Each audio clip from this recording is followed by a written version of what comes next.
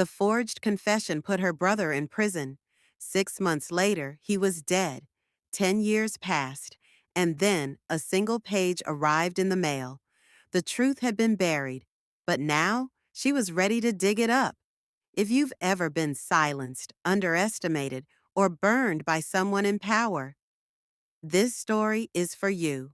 Hit that like button, subscribe for more real revenge stories, and stay with me because this one hits deep. Elena had spent 10 years cleaning up the messes of others, not metaphorically, literally.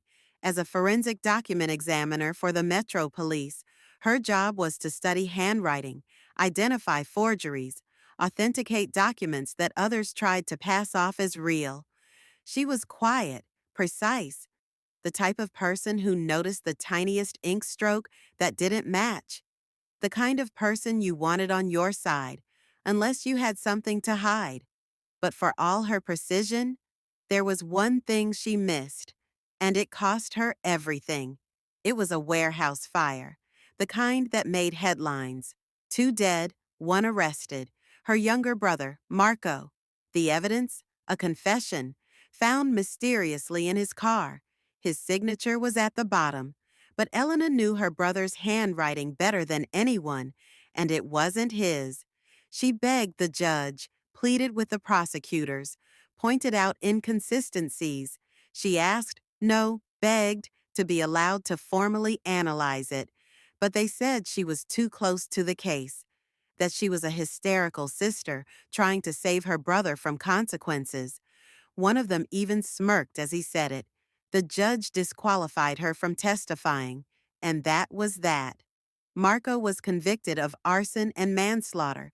He didn't last a year inside. 6 months after the verdict, she got the call. He was dead. An altercation with another inmate. Case closed. Elena didn't just lose a brother. She lost faith in everything she believed in. The system, her colleagues, herself. So she buried herself in her work. 10 years passed. She quietly helped convict people who forged signatures, altered wills, lied on affidavits. She never missed another detail, but that guilt, that never faded. Then, on the 10-year anniversary of Marco's conviction, August 2nd, something arrived. An unmarked envelope. Inside, one sheet of paper. It looked like a page torn from a high school notebook, the kind Marco used to doodle in during class. Drawn on it, a rough sketch of the warehouse layout. And at the bottom, his signature, the one used in the confession, the one she always knew was fake. But beside it, in different handwriting, were 3 haunting words. He wasn't alone. Elena's hands shook, her breath caught. She stared at the page like it might dissolve. Someone out there knew the truth, and after 10 years, they were finally ready to talk. Elena wasn't impulsive. She didn't storm into a police station or post it on social media. Instead, she dug, quietly, systematically. She started with property records, pulling everything related to the warehouse. She traced ownership histories, phone logs, financial disclosures, dug through old court filings and redacted reports. Some late nights she barely slept, flipping through files, piecing together leads that everyone else had forgotten, and slowly, the picture emerged. The original detective, retired, now running a private security firm that mostly worked for politicians. The prosecutor? Oh, he'd moved up, just announced his run for attorney general, leaning on his tough-on-crime legacy, including Marco's case. But the biggest shock? Alex Gorin, Marco's childhood friend. Everyone thought Alex had died in a boating accident the year after the trial. But he hadn't. He was very much alive, living under a new name, in a new country, in Belize. Elena found him through a slip-up in offshore property records, a familiar handwriting pattern in a signed deed.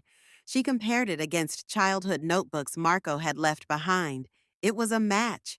Alex had faked his death and let Marco burn for his fire. Elena didn't forge anything. She didn't break the law. She just let the truth speak, one carefully timed leak at a time. She fed a financial reporter evidence of offshore bank accounts tied to the retired detective's firm. She handed a justice reform podcast a full set of call logs showing late night conversations between the prosecutor and a missing witness the night before Marco's confession appeared. She gave a local activist group blueprints of the warehouse and proof that Marco couldn't have known certain interior details without inside help. Piece by piece, the story gained traction. First a whisper online, then a growing hum, and then the explosion.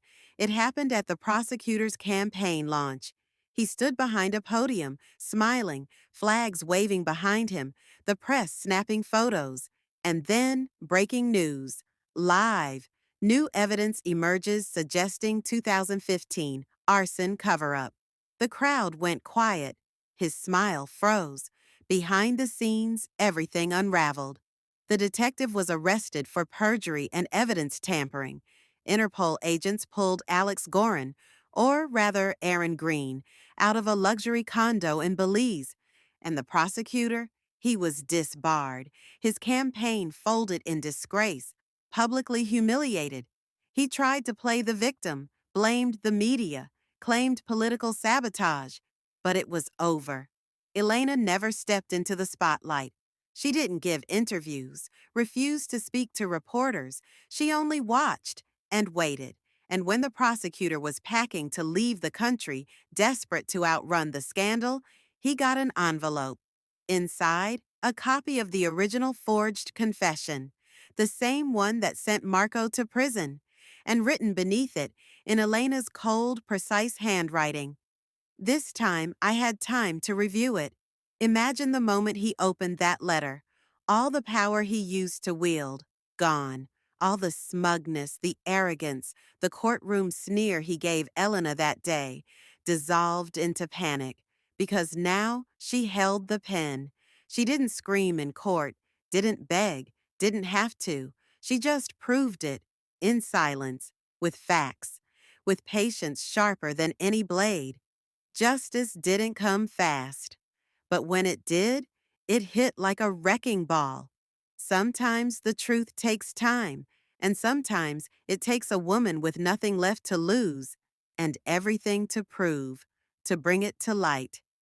Marco didn't get to live to see justice, but Elena, she made damn sure the people who buried him felt the flames they lit. If that story gave you chills, smash that like button. Tell us in the comments, what's the most satisfying revenge you've ever seen? And of course, subscribe for more real stories where justice finally gets the last word.